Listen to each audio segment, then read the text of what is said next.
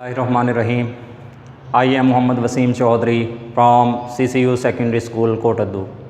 Dear students, Assalamu alaikum. 9th class physics, chapter number 7, properties of matter. मादे की खसूसियात, ये chapter चल रहा है। और सबसे पहले आपको बताऊं बेटा, जो भी चैप्टर्स, जो भी यूनिट्स हम चला रहे होते हैं तो लाजमी तौर पर आप लोगों को उसके बारे में ओवरव्यू होना चाहिए, रिकॉल होना चाहिए। सबसे पहले तो आपने फ़िज़िक्स है, केमिस्ट्री है, बायोलॉजी है, जितने भी आपने सब्जेक्ट्स पढ़ रहे हैं, जितने भी उनके लेसन्स चैप्टर्स हो गए हैं, तो कम अज़ कम घर में बैठकर उन चैप्टर्स को ज़रूर रिकॉल किया करें कि फ़र्स्ट चैप्टर क्या था, फ़िज़िक्स का नेम क्या है, हमें आना चाहिए। उसके अंदर सारा अगर नहीं भी आता तो उसका थीम ज़रूर पता हो कि उस चैप्टर में क्या क्या बातें डिस्कस हुई थी, कौन कौन से टॉपिक्स डिस्कस हुए थे। इसी तरह सेकंड चैप्टर पढ़ाया गया, सेकंड चैप्टर में कौन सा नाम क्या है उसका और उसमें किन बातों को डिस्कस किया गया। इसी तरह third one, fourth one, fifth one, sixth one and seventh जो है चैप्टर प्रॉपर्टीज़ ऑफ मैटर, हमारे ये लास्ट टॉपिक्स चल रहे हैं, 1-2 दिन तक ये फाइनल हो जाएगा। तो आप लोगों ने उसको रिकॉल ज़रूर करना है, माइंड में रिवाइज ज़रूर करना है कि हम क्या पढ़ रहे हैं। आर्शिमीदस प्रिंसिपल आज का टॉपिक है, पार्ट 2। प्रीवियस लेक्चर हमारा आर्शिमीदस प्रिंसिपल ही था, एक दिन में फाइनलाइज नहीं हो सका था, तो वो पार्ट 1 हो गया। आज मैथमेटिकल प्रूव करना है आर्शिमीदस प्रिंसिपल को। कल उसकी डेफिनेशन एक्सपेरिमेंटल आप लोगों को वेरिफिकेशन दी थी। When an object is totally और partially immersed in a liquid and upthrust acts on it equal to the weight of the liquid it displaces। कि जब एक जिस्म इज टोटली मुकम्मल तौर पर और पार्शली या जुज़वी तौर पर इमर्स्ड डबोया जाता है इन अ लिक्विड किसी माए में, and upthrust beyond force, upthrust उछाल की फोर्स लगती है उस जिस्म पर जिसको हम डबो रहे हैं। एक्ट्स ऑन इट किस पर लगती है, उस ऑब्जेक्ट पर जिसे डबोया गया है। फर्ज करें कल मैंने बताया था कि बोर्ड मार्कर अगर डिप किया है मैंने गिलास में पानी में, तो इस पर लगनी है बियॉन्ड फोर्स। कौन लगाएगा, वो कह रहा है equal to the weight of the liquid it displaces. इसके फर्ज करें ये बोर्ड मार्कर था, ये गिलास में डिप हुआ, इमर्स हुआ, तो जितना इसने पानी डिस्प्लेस किया, तमाम वाटर नहीं कह रहा हूं, तमाम मॉलिक्यूल्स नहीं कह रहा हूं, जितने जगह पर ये गया, जितनी जगह इसने, इसका वॉल्यूम था, इसने उस पानी को हटाया, उन लिक्विड को हटाया, माए को हटाया, वो जो हटाया गया माए है वो डिस्प्लेस्ड लिक्विड है, उसने इसके ऊपर, उसके वजन के बराबर इसके ऊपर क्या लगेगी, बियॉन्ड फोर्स, उछाल की फोर्स जो इसे ऊपर उठाएगी लिक्विड के अंदर, उस सॉलिड ऑब्जेक्ट को। ये डेफिनेशन है। कल इस पर कंप्लीटली डिस्कस हुआ था। आज बाय मैथमेटिकल हम लोगों ने इसको प्रूव करना है आर्शिमीदस प्रिंसिपल को एक्सपेरिमेंट के ज़रिए, कि एक हमने सिलेंडर लिया है, एक हमने वेसल ली है, जिसके अंदर हमने क्या किया है, लिक्विड फिल कर दिया, वाटर फिल कर लिया, फर्ज कर लेते हैं कि उसमें हमने कोई सॉलिड ऑब्जेक्ट, सॉलिड सिलेंडर जो है वो डिप किया है, इमर्स किया है, कंप्लीटली इमर्स कर दिया, कंप्लीटली जो है उसमें डिप कर दिया। अब जो ये हमने इसमें सॉलिड ऑब्जेक्ट जो डाल दिया है, इमर्स कर दिया है, इसकी ये हाइट है और इसका एरिया जो है वो ए है। यानी कि पहले ये बातें बता चुका हूँ, एरिया में 2 क्वांटिटीज़ आती हैं, लंबाई और चौड़ाई, लेंथ एंड विड्थ, और हाइट थर्ड बनेगी। तो तीनों मिलकर ये क्या, ये तीनों लिखी 2 हैं, एरिया एंड हाइट, लेकिन ये मैं 3 कह रहा हूँ। 3 किस तरह कह रहा हूँ, एरिया में अंडरस्टूड हैं 2 हैं, 3 दोनों मिलकर यानी 3 बन जाएगी और ये वॉल्यूम क्रिएट कर रही हैं। तो वॉल्यूम भी हम इसका बता सकते हैं, V = AH। आप ऐसे कह सकते हैं कि एरिया में लेंथ और विड्थ और ये डेप्थ है, हाइट है, ये वॉल्यूम बना देंगे। अब ये गौर से अगर आप देखें तो जितनी जगह में ये सॉलिड ऑब्जेक्ट आया है इसके अंदर, उतनी जगह अब पानी नहीं होगा, वो साइड पे डिस्प्लेस हो गया। हम आइस क्यूब्स डाल देते हैं, मैं जोक में बच्चों को क्लासरूम में तो सुनाता हूँ कि जो है ना घर में मेहमान आ जाते हैं बाज़ औक़ात, तो क्या होता है फिर अगर ड्रिंक जो है ज़्यादा मेहमान आ गए, कम पड़ गई है, तो अम्मी बहुत सियानी होती हैं, तो वो क्या करती हैं गिलास के अंदर ना बड़े बड़े आइस क्यूब्स, बर्फ़ के बड़े टुकड़े उठाकर डाल देती हैं। तो आधा गिलास जो पानी होगा वो वहाँ से जहाँ सॉलिड जाएगा वो डिस्प्लेस हो जाएगा, और डिस्प्लेस होगा तो उसका लेवल कहाँ आ जाएगा, अप हो जाएगा। तो जहाँ पर ये सॉलिड ऑब्जेक्ट हमने डाल दिया उतनी जगह पर बेटा क्या हो जाएगा, वाटर है, लिक्विड है, वो डिस्प्लेस हो गया, हट गया अपनी जगह से। अब हट गया है जितना वो पानी, ये इतनी जगह से पानी लिक्विड माए हट गया है, दूर हटा है, परे हटा है, जितना वो लिक्विड हटा है उसके वजन के बराबर इस पर क्या लगेगी, F2 बियॉन्ड फोर्स लगेगी। यहाँ पर ये अब दो तरह की फोर्सेस हैं, एक ऊपर से भी फोर्स लग रही है डाउनवर्ड डायरेक्शन में, एक नीचे बॉटम साइड से लग रही है, और प्रेशर जो है इसका डिफरेंट होगा दोनों साइड्स का। अपर साइड का भी प्रेशर डिफरेंट है, लोअर साइड का भी प्रेशर डिफरेंट है। क्यों, वजह बताता हूँ। प्रेशर इन लिक्विड्स में हमने फार्मूला पढ़ा था, P = ρgh। ये रो जो है वो डेंसिटी ऑफ द लिक्विड को शो करा रहा है, माए की डेंसिटी को, ये ग्रेविटेशनल एक्सेलरेशन को, और ये हाइट या डेप्थ को। हमने प्रीवियस लेक्चर में बेटा आप लोगों को कम्प्लीटली बताया था कि डेंसिटी बढ़ेगी तो प्रेशर बढ़ेगा, ग्रेविटेशनल एक्सेलरेशन की वैल्यू बढ़ेगी तो प्रेशर बढ़ जाएगा, डेप्थ बढ़ती जाएगी, ज्यों ज्यों हम गहराई की तरफ जाएंगे प्रेशर की मिकदार भी बढ़ जाएगी। तो यहाँ पर जो प्रेशर होगा अपर साइड पर, टॉप साइड पर वो कम होगा, लोअर साइड पर जो प्रेशर होगा ड्यू टू ग्रेटर डेप्थ जो है वो ज़्यादा होगा। यहाँ पर प्रेशर ज़्यादा, यहाँ पर प्रेशर कम। तो यहीं पर हमने लिख दिया है अब H2 ये कंप्लीट हाइट यानी बॉटम तक और टॉप तक, उसे हमने हाइट को H1 कहा, और इन दोनों का जो फ़र्क आया, डिफरेंस आया, जो इसकी एक्चुअल हाइट थी उस ऑब्जेक्ट की, जो सॉलिड ऑब्जेक्ट डाला है उसे हमने H से डिनोट किया। तो H2 सारे में से इसको माइनस कर देंगे तो क्या आ जाएगा, H आ जाएगा। अब यहाँ पर जो टॉप साइड पर आपका लग रहा है प्रेशर, तो लास्ट टाइम वाले फार्मूले से प्रेशर इन लिक्विड्स के अंदर हमने पढ़ा था, तो उसका क्या आ जाएगा, ρgh। यहाँ H नहीं लिखा, H1 क्यों लिखा, क्योंकि इसकी हाइट H1 है, इसे हमने P1 प्रेशर कह दिया।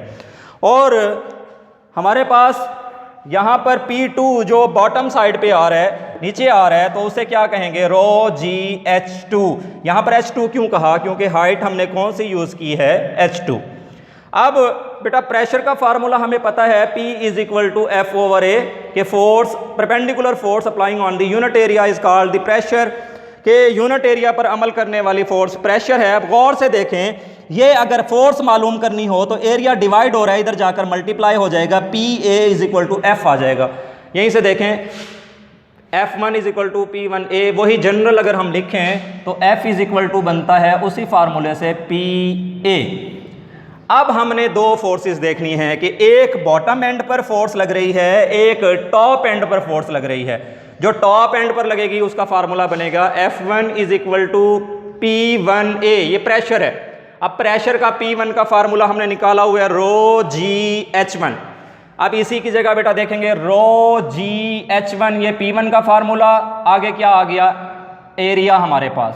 इसी तरह बॉटम साइड की F2 जो दूसरी फोर्स लग रही है उसके अंदर उसका फार्मूला निकालेंगे तो F2 = P2A। P2 वो प्रेशर है जो बॉटम एंड पर लग रहा है, नीचे वाली साइड पर लग रहा है, तो उसका फार्मूला लिखेंगे, ये P का फार्मूला यहाँ तक है ρgh2। आगे एरिया इसी में फार्मूले में दिया गया है तो ये यहाँ पर आ गया है। अब बेटा हमने कहा है कि एक फोर्स टॉप एंड पर लग रही है, एक फोर्स बॉटम एंड पर लग रही है। यहीं पर कह रहे हैं कि F1 and F2 are acting on the opposite faces of the cylinder. इस सिलेंडर के, इस ऑब्जेक्ट के अपोजिट फेसेस पर लग रही हैं दो फोर्सेस। अब इनकी जो नेट फोर्स है, यानी कि ये ज़्यादा है और ये कम है, जब माइनस कर देंगे, सब्ट्रैक्ट करेंगे तो वो नेट फोर्स निकलेगी। वही असल में नेट फोर्स, इन दोनों फोर्सेस का जो फर्क आएगा वही अब थ्रस्ट होगी, उसी को बियॉन्ड फोर्स कहेंगे, और वही F होगी, और वही हम फाइंड आउट करके हम अपना टॉपिक क्लियर करेंगे, मैथमेटिकल प्रूव करेंगे। अब यहीं पर वो कह रहे हैं कि net force F will be F2 - F1 = F in the direction of F2। ये direction of F2 direction upward direction है, जाहिर सी बात है बियॉन्ड फोर्स की डायरेक्शन कहाँ होगी, अपवर्ड डायरेक्शन होगी। उछाल की फोर्स उसे कहते हैं जो ऊपर की तरफ उछालती है। F2 which is called upthrust of the liquid, यही क्या कहलाएगी, अपथ्रस्ट। ये बेटा लाजमी बताना है आपने, टॉपिक के अंदर कॉन्सेप्ट क्लियर करना है कि हम कर क्या रहे हैं। हमने अपथ्रस्ट फाइंड करनी है। ये देखें, an upthrust acts on it उस बॉडी पर लगती है equal to the weight of the liquid it displaces. इस डेफिनेशन को हमने मैथमेटिकल प्रूव करना है कि अपथ्रस्ट जो है वो क्या करेगी, उस लिक्विड के वेट के बराबर होगी जिस लिक्विड को डिस्प्लेस किया गया, वो हमने फाइंड करना है और हमारा ये लेक्चर प्रूव हो जाएगा। In the direction of F2 which is called upthrust of the liquid. अब हमने डिफरेंस निकालना है दोनों का, नेट फोर्स अपथ्रस्ट निकाल रहे हैं, F2 माइनस F1। अब F2 की वैल्यू बेटा ये लिखी हुई है, रो जी H2A, मैंने पूरी लिख दी। आगे माइनस है, माइनस लिखकर फिर हमने F1 की वैल्यू लिखी, रो यानी डेंसिटी, ग्रेविटेशनल एक्सेलरेशन, डेप्थ, और A यानी रो जी H1A, ये हमने लिख दी। अब गौर कीजिएगा, एक माइनस से पहले रकम है, एक माइनस के बाद रकम है। अब दोनों टर्म्स में, दोनों रकमों में कौन सी चीज़ें कॉमन है, गौर से देखेंगे। रो इधर भी सेम कॉमन है, इधर जी ग्रेविटेशनल एक्सेलरेशन इधर भी कॉमन है, यहाँ H2 है, यहाँ H1 है, ये सेम नहीं है, ये डिफरेंस है, ये कॉमन नहीं आ सकते। एरिया है, इधर भी एरिया है, ये कॉमन। अब 1 2 3, 1 2 3 ये कॉमन है, हमने रो जी ए। अब ये F2 माइनस F1 हमने कहा था नेट फोर्स है, यही फोर्स है, और इसी को आप अपथ्रस्ट, उछाल की फोर्स कहेंगे। अब रो जी ए कॉमन बेटा, जब ये तीन चीजें कॉमन आ गई, अंदर क्या बचा है, H2, आगे क्या है, माइनस है, मैथ्स के हवाले से देख लें। रो जी ए तो कॉमन चला गया था, अंदर क्या बचेगा, H1, ये आ गया हमारे पास। अब पहले ही हम बता चुके हैं बेटा, H2 minus H1 is equal to H, ये हाइट के बराबर है। तो यहीं पर H2 माइनस H1 की जगह हमने क्या लिख दिया, H। गौर से देखें, रो जी आगे H लिख दिया, आगे एरिया चला गया, ये हमारे पास।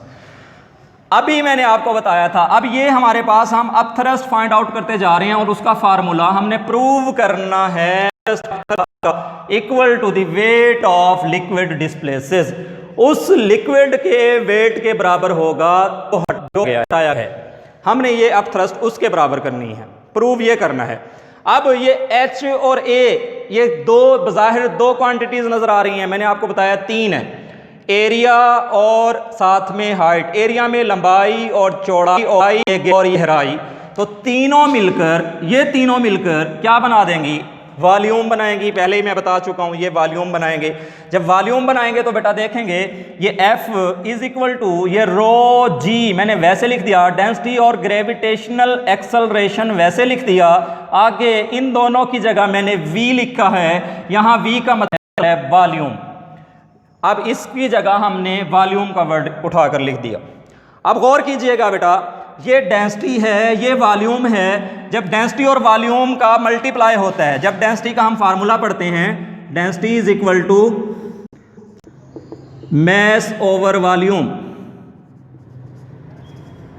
अब मैस यही रहेगा, वॉल्यूम अगर इधर आ जाए तो क्या हो जाएगा, density multiplied volume is equal to mass. तो डेंसिटी क्या है, रो है, मल्टीप्लाइड क्या है, वॉल्यूम V है, इज इक्वल टू क्या आ जाएगा, M। तो रो और V यानी डेंसिटी और वॉल्यूम मल्टीप्लाई हो रहे हैं, तो हम उसको क्या कह सकते हैं कि वो मैस ऑफ द ऑब्जेक्ट के बराबर हैं, मैस ऑफ द लिक्विड के बराबर हैं। मैस ऑफ द लिक्विड आ गया रो और V, इन दोनों को ये देखें हमने ख़त्म कर रहे हैं। इन दोनों की जगह पर मैंने क्या लिख दिया, मैस लिख दिया, G साथ में वैसे ग्रेविटेशनल वैसे ही आ गया। अब M एज जी नो हमें पता है, mg is equal to w, w is equal to weight, w is equal to mg हमें फार्मूला पता है, m इक्वल टू होता है f is equal to w, w is equal to mg, weight का formula हमें पता है, mg wait के बराबर होता है, w वेट mg के बराबर कह सकते हैं, हमें पता है। तो हमने अब mg के बराबर क्या लिखना है, w, और w क्या है, वेट ऑफ डिस्प्लेस्ड लिक्विड। यही क्या है बेटा, f हमारे पास निकली है, और ये f क्या है, अपथ्रस्ट, उस जिस्म पर लगने वाली अपथ्रस्ट है जो किसके बराबर आ रही है, वेट ऑफ डिस्प्लेस्ड लिक्विड। यही हमने बताना था कि an upthrust acts on it, उस जिस्म पर अपथ्रस्ट लगेगी जो किसके बराबर होगी, equal to the weight of the liquid displaces. हमने भी लिखा, प्रूव करके दिया, upthrust F is equal to weight of the displaced liquid. हमने मैथमेटिकल प्रूफ दिया इस डायग्राम की मदद से। आज ही हमारा टॉपिक बेटा कंप्लीट हुआ है। आप लोगों ने इसे प्रिपेयर करना है। Wish you best of luck.